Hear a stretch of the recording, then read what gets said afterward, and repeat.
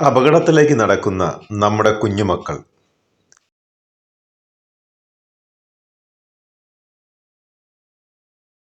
നിരവധി ചെറിയ കുട്ടികളാണ് വാഹനാപകടങ്ങളിൽ ഇരയാകുന്നത്.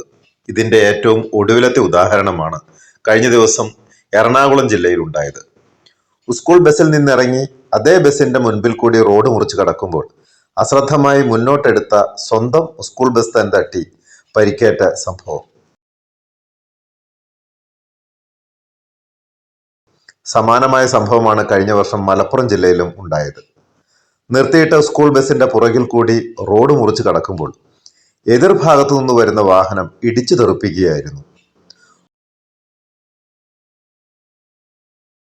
റോഡിന്റെ നടുവിലേക്ക് പ്രവേശിച്ചതിന് ശേഷം മാത്രമാണ് ആ കുട്ടിയെ ഡ്രൈവർ കാണുന്നത്.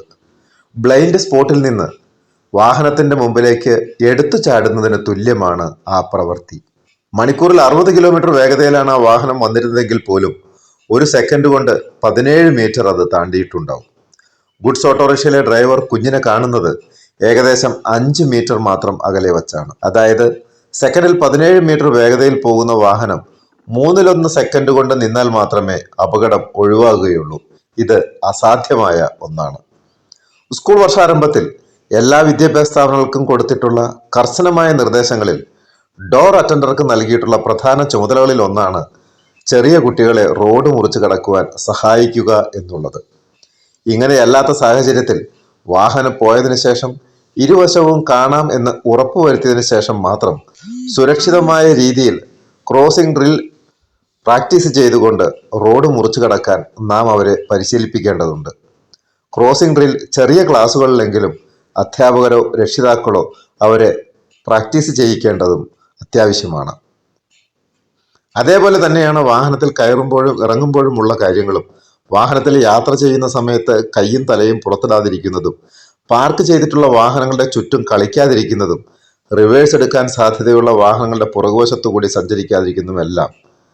റോഡിൽ കൂടി നടക്കുമ്പോൾ വലതുവശത്തു കൂടെ നടക്കുന്നതിനും രക്ഷിതാക്കളോടൊപ്പം നടക്കുന്ന സമയത്ത് കുട്ടികൾ റോഡിന്റെ വാഹനങ്ങൾ സഞ്ചരിക്കുന്ന ഭാഗത്തല്ലാതെ മറുവശത്ത് സുരക്ഷിതമായ യാത്ര ചെയ്യുന്നതിനുമുള്ള ശീലങ്ങൾ വളർത്തിയെടുക്കേണ്ടതുണ്ട്.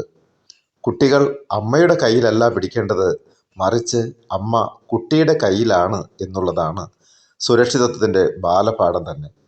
വിവേചന ബുദ്ധി കുറഞ്ഞ കുട്ടികളെ അപകടകരമായ സാഹചര്യങ്ങളെ മറികടക്കുന്നതിനുള്ള പരിശീലനങ്ങൾ രക്ഷിതാക്കളും അധ്യാപകരും നൽകണം.